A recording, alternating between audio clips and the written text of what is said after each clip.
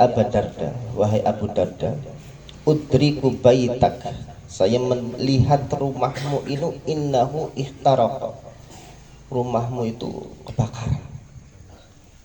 Ini apa namanya, kesimpulannya orang yang menyaksikan kebakaran.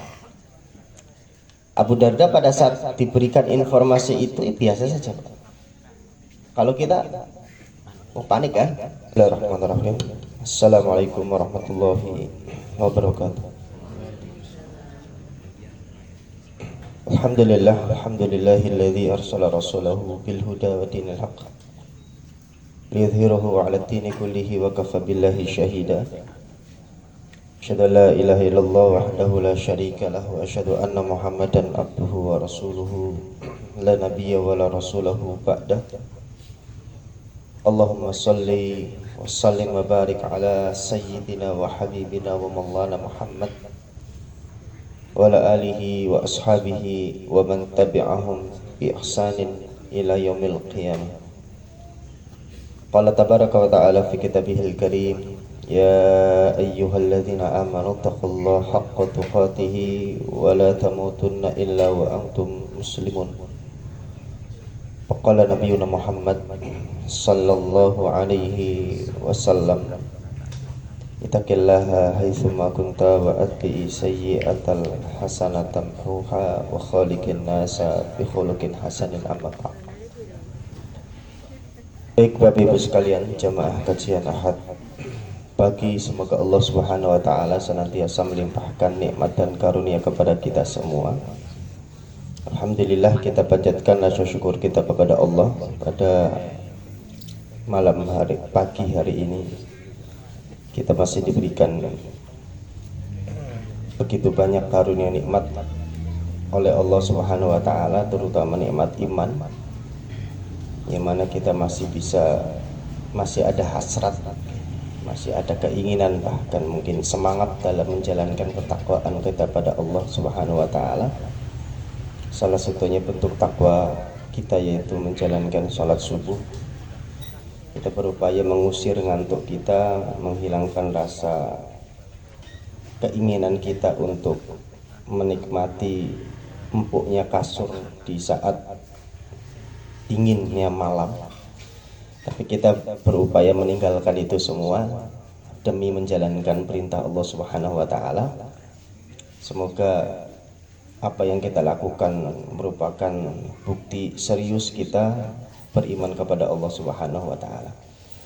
Salawat serta salam tercurah pada suri toladan kita Nabi besar Muhammad sallallahu alaihi wasallam, pada keluarga beliau, sahabat beliau, dan orang-orang yang senantiasa mencintai beliau. Dan semoga kita semua bagian dari umatnya Rasulullah sallallahu alaihi wasallam yang diharapkan kehadirannya di telaganya Rasulullah. Karena baginda Nabi Muhammad sallallahu alaihi wasallam menunggu umatnya, menunggu pengikutnya di telaganya beliau nanti. Semoga kita bagian dari umatnya beliau yang mendapatkan pengakuan dari Rasulullah. Baik jemaah yang dimuliakan Allah Subhanahu wa taala, pada kesempatan yang berbahagia ini kita akan membahas satu riwayat yang mana riwayat ini berkaitan dengan satu peristiwa di zamannya Nabi atau di zamannya Rasulullah, di zamannya para sahabat bahkan. Karena apa yang ada, peristiwa-peristiwa yang terekam di dalam sejarah, di dalam sirah, ketika berkaitan dengan perjalanan hidup atau perkataan Nabi Muhammad sallallahu alaihi wasallam pasti mengandung ilmu dan keberkahan. Oleh karenanya ketika kita berupaya memahami peristiwa-peristiwa itu, semoga menambah keimanan kita dan menambah keberkahan kita tentunya. Baik jemaah yang dimuliakan Allah Subhanahu wa taala, di sini diceritakan bahwa suatu ketika ada peristiwa kebakaran di era sahabat baginda Nabi Muhammad sallallahu alaihi wasallam. Kebakaran besar, dan kebakaran itu menjadikan orang satu kampung panik. Paniknya gimana? karena khawatir rumah-rumah yang ada di situ terbakar semuanya, sehingga mereka tidak bisa melakukan apa-apa karena apinya begitu besar. Cuman yang menjadikan perhatian di situ ada salah satu rumah yang mana rumahnya itu punya Abu Darda. Abu Darda itu siapa? Sahabat baginda Nabi Muhammad Sallallahu Alaihi Wasallam. Sehingga masyarakat pada saat itu fokus kepada rumahnya Abu Darda. Ya, karena beliau orang yang terkenal soleh, terkenal apa? Sahabatnya baginda Rasulullah Sallallahu Alaihi Wasallam. Ya, ini rumahnya sahabatnya siapa? Rasul Sallallahu Alaihi Wasallam. Ini nanti gimana kalau kebakar? Akhirnya jamaah yang dimuliakan Allah Subhanahu Wa Taala, salah satu orang ini akhirnya inisiatif menemui siapa? Abu Darda. Pada saat itu Abu Darda sedang berada di masjid membaca Al-Quran. Masya Allah, ya, beda ya Pak ya. Hingga jamaah yang dimuliakan Allah Subhanahu Wa Taala, orang itu berkata kepada Abu Darda, ya Abu Darda, wahai Abu Darda, udriku baitak, saya melihat rumahmu ini innahu ihtaraq, rumahmu itu kebakaran. Ini apa namanya, kesimpulannya orang yang menyaksikan kebakaran. Abu Darda pada saat diberikan informasi itu biasa saja. Kalau kita panik kan, langsung pulang. Abu Darda melanjutkan apa? Baca Al-Quran. Ya sudah, nggak apa-apa. Informasi Anda saya terima, ya. Saya lanjutkan baca Al-Quran. Dibaca Al-Quran selesaikan. Akhirnya ditunggu-tunggu masyarakat sekitar kan menyaksikan sedang ada kebakaran hebat. Yang ditunggu-tunggu Abu Darda kok nggak datang-datang. Ya, orang yang tadi disuruh juga nggak balik. Karena pada saat itu orang yang melihat Abu Darda biasa-biasa saja, orang ini penasaran, kok Abu Darda biasa-biasa saja. Bahkan Abu Darda mengatakan dengan PD-nya enggak bakal kebakaran gitu. Dengan PD-nya mengatakan apa? Enggak bakal kebakaran. Akhirnya dengan ucapan itu dia mau bertanya juga bingung, Pak. Perkewuh, malu, ya enggak enak. Karena Abu Darda seorang sosok sahabat Rasulullah yang ya dihormati oleh banyak orang pada saat itu. Sehingga orang-orang di sana kok Abu Darda enggak datang-datang. Akhirnya tuh nyuruh salah satu lagi, panggil Abu Darda, rumahnya kebakaran kok enggak ada. Akhirnya orang ini dengan dengan semangat datang ke masjid, memanggil Abu Darda, sama memberikan informasi. Ya sama reaksinya, enggak panik. Ya. Abu Darda, rumahmu kebakaran. Inna baitaka qad ihtaraq, rumah kamu kebakaran Abu Darda. Abu Darda dengan yakinnya enggak kebakaran, kata Abu Darda. Sampai datang orang yang ketiga. Ya, sampai datang orang yang ketiga. Memberikan informasi kepada Abu Darda, jawabannya sama, rumah saya enggak bakal kebakaran, tenang saja. Gitu. Kira-kira yang menjadikan Abu Darda punya keyakinan seperti itu apa? Punya ilmu atau punya? Ya punya ilmu. Cuman ilmunya dari siapa? Rasul Sallallahu Alaihi Wasallam. Jadi baginda para sahabat itu meyakini apa yang disampaikan oleh baginda Rasulullah Sallallahu Alaihi Wasallam itu seperti itu keyakinannya. Pertemuan yang lalu sudah kita bahas.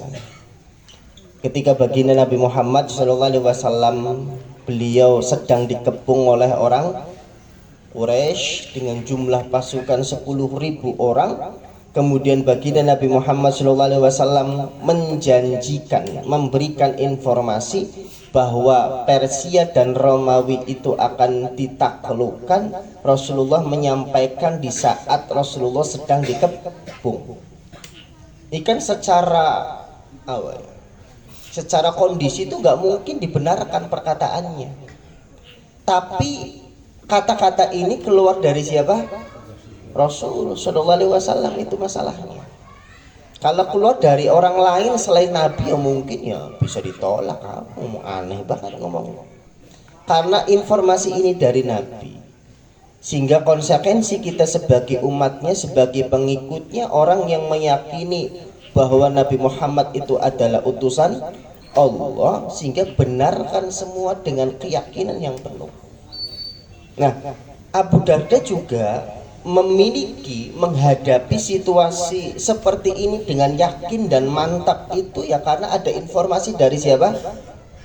Baginda Nabi Muhammad Sallallahu Alaihi Wasallam, meyakini perkataannya Rasulullah Sallallahu Alaihi Wasallam itu benar. Tapi niki sikapnya boleh ditiru, boleh enggak nih? Ya, niki makomnya beda soalnya. Boleh ditiru, boleh tidak.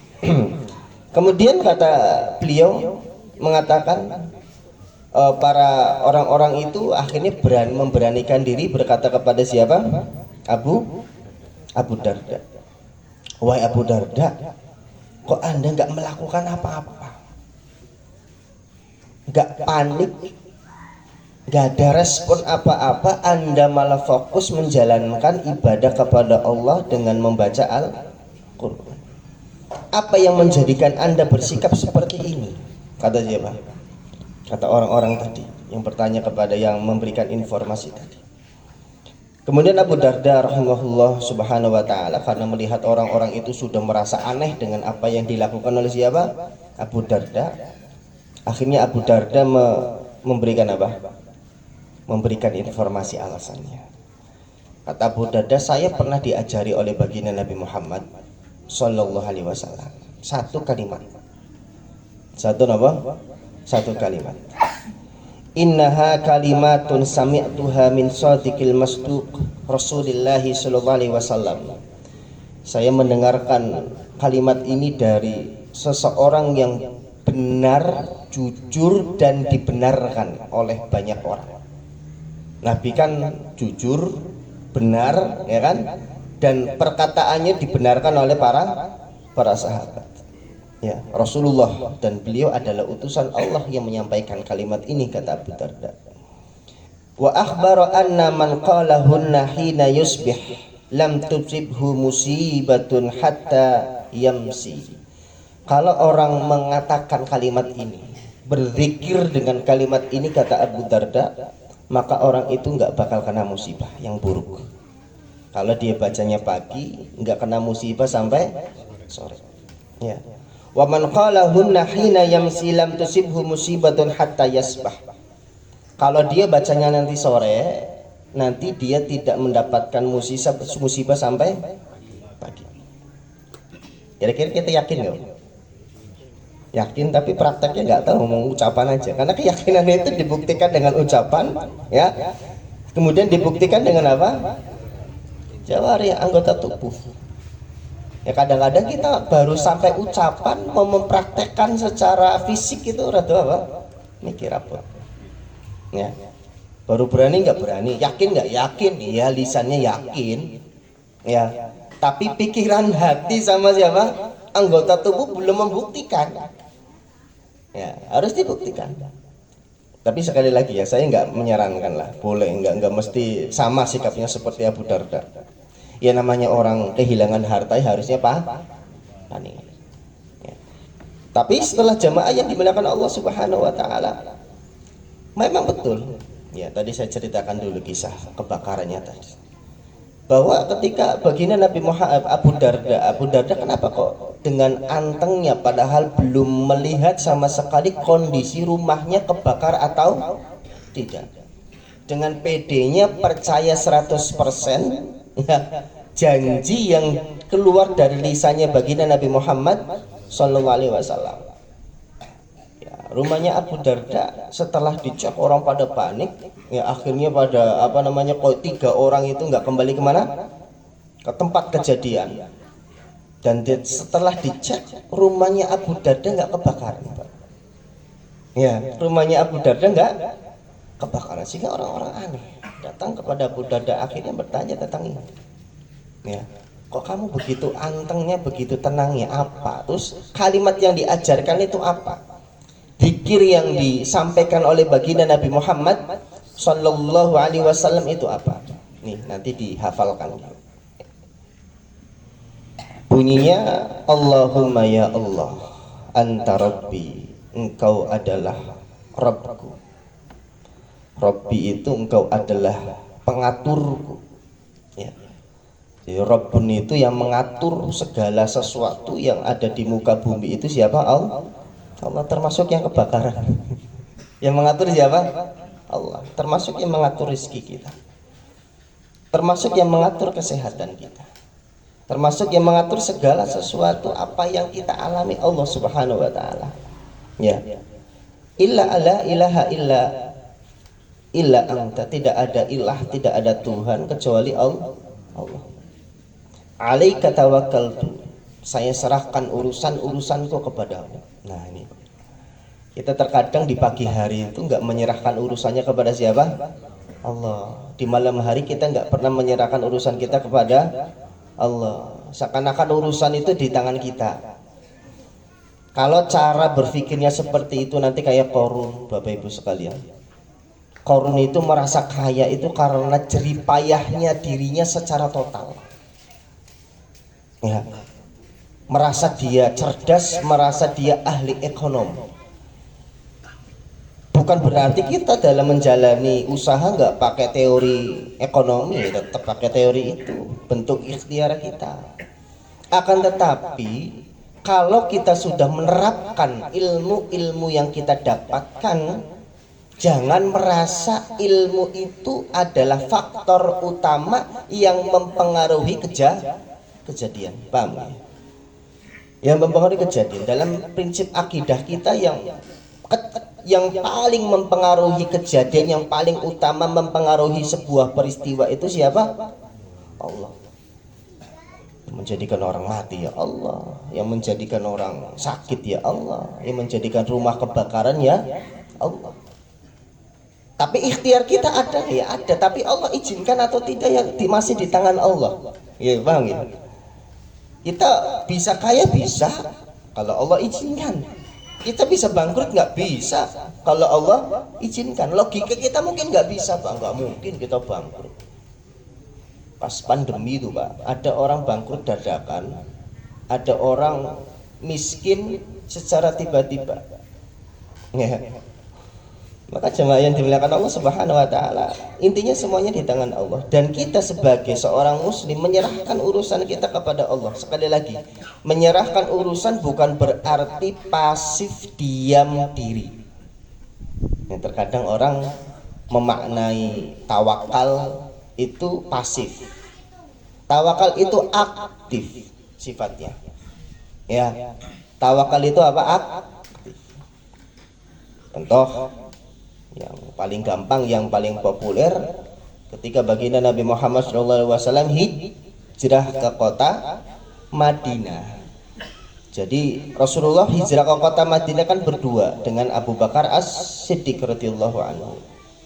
Pada saat itu Abu Bakar As-Siddiq sudah menyiapkan semua perbekalannya baginda Nabi Muhammad SAW, mulai dari bekal, mulai dari onta, kendaraan yang ingin ditunggangi oleh Rasulullah ke kota Madinah. Ini pernah saya sampaikan juga di sini, kayaknya lupa. Ya, saya ulang lagi biar ingat. Ya. Jadi Rasulullah ketika itu sudah disiapkan kendaraan oleh Abu Bakar As-Siddiq.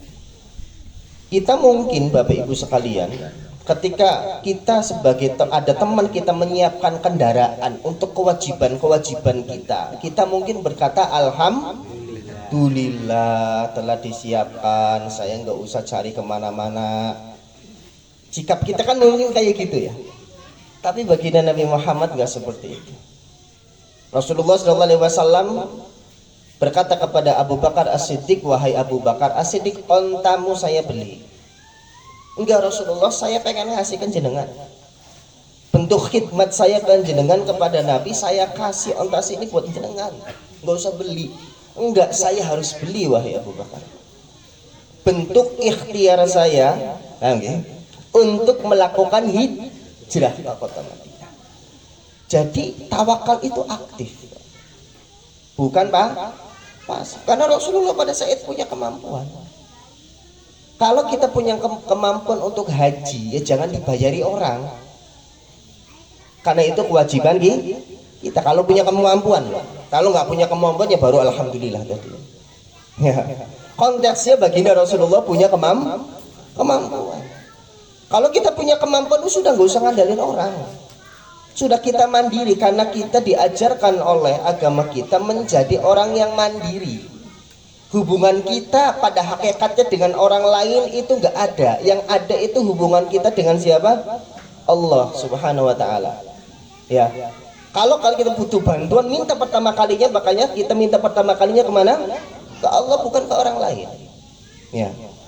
Makanya kan sebenarnya iyyaka na'budu wa iyyaka nasta'in itu harusnya memantapkan hati kita untuk bersikap seperti itu.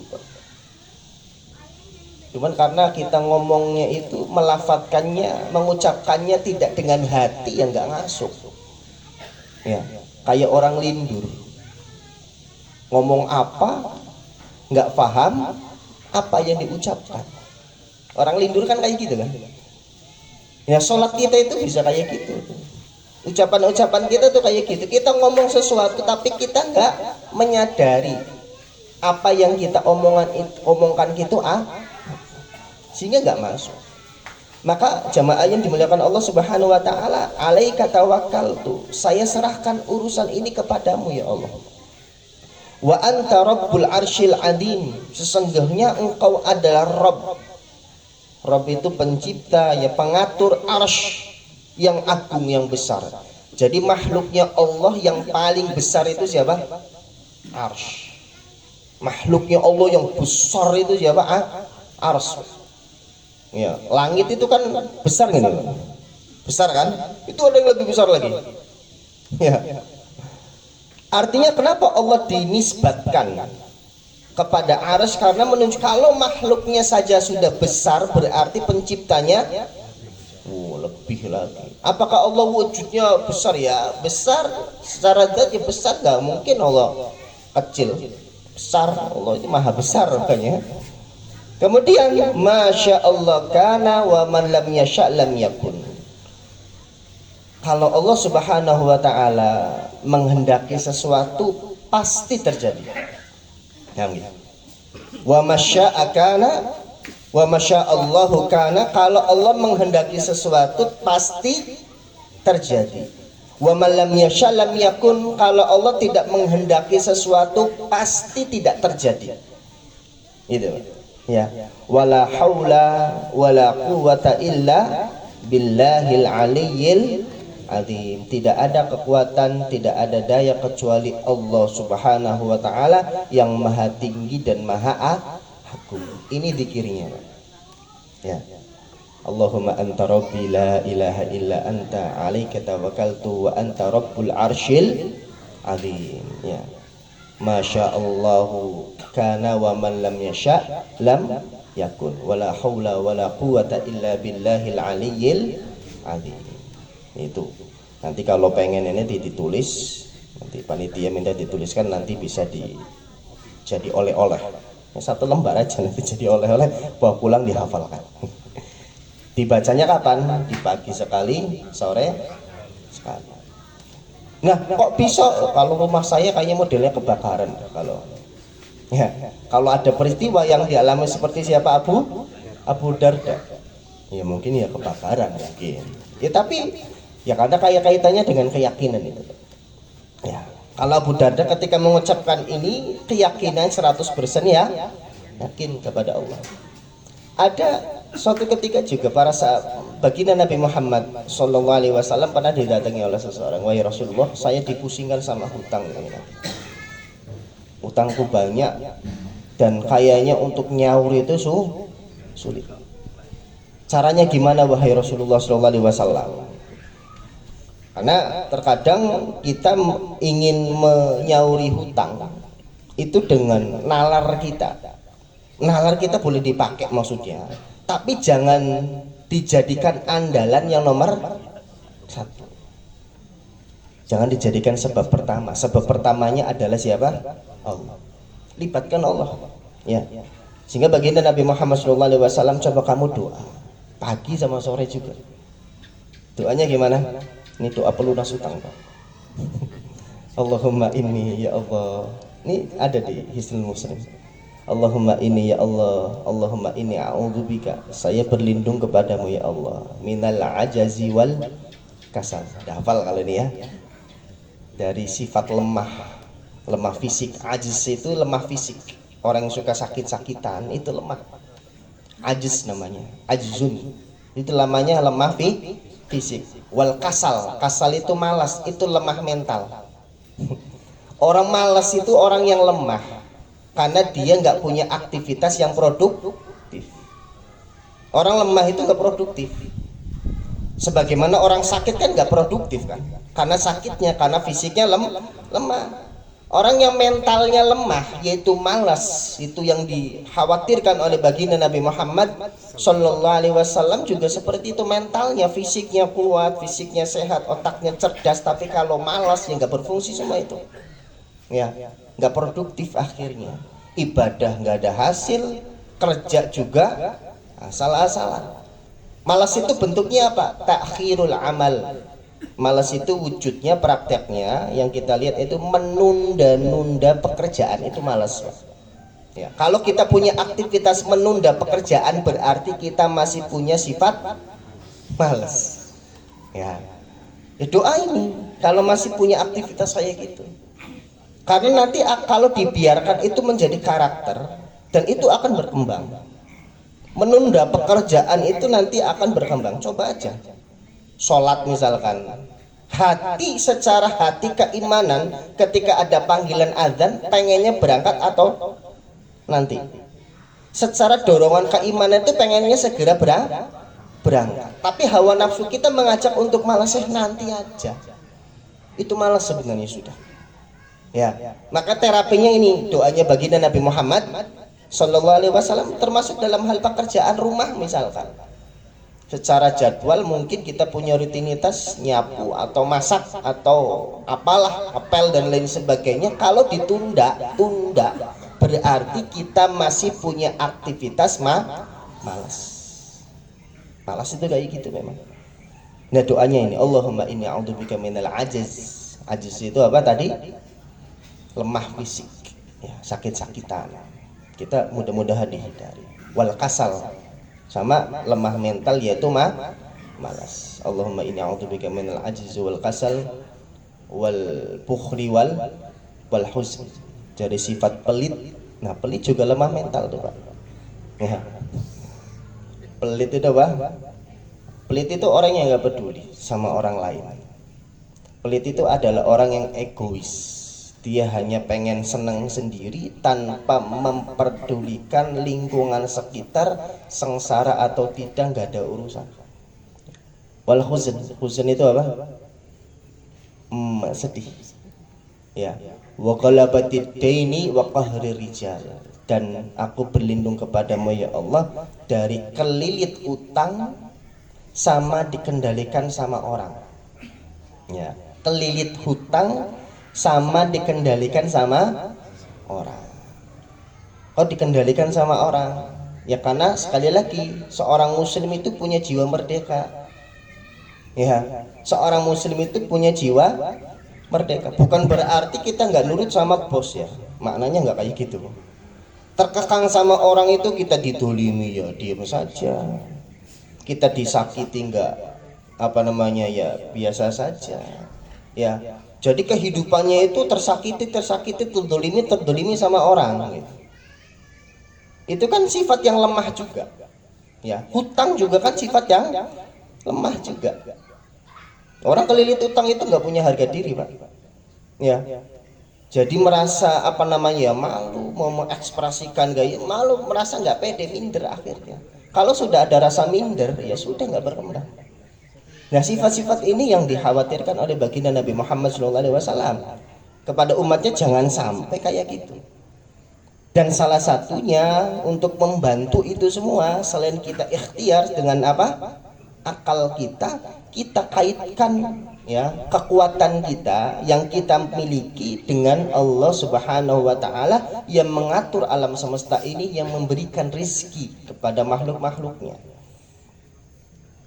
Jamaah yang dimuliakan Allah Subhanahu wa taala seperti itu. Artinya kembali kepada Abu Darda. Kenapa Abu Darda begitu kuat memiliki keyakinan sekuat itu?